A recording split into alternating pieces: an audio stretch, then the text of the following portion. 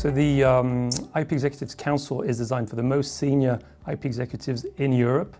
Indeed, in intellectual property, there are many similarities in IP matters across the regions, but there are many more differences across the regions. So it's important to focus on things which happen in Europe.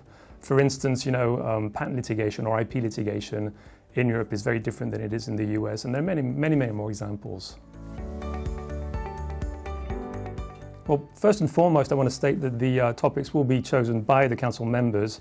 Indeed, we want the topics to be relevant to the members, and so the best way to do this is to ask them what they want to talk about.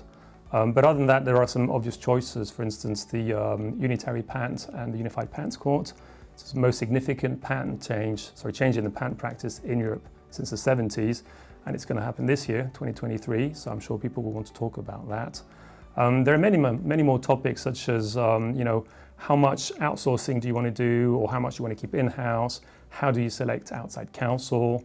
And another topic which is dear to my heart is how do you ensure the best possible collaboration between the patent groups that you might have in Europe with their colleagues working in other regions.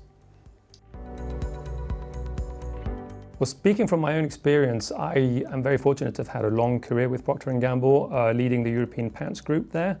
And I think I would have liked to have had a forum like this one where I could speak to my peers as opposed to my boss or the people that I work with. Indeed, you could be very competent, very intelligent, very well advised. You can never have quite the same breadth of input that you would if you speak to people outside your company and your industry.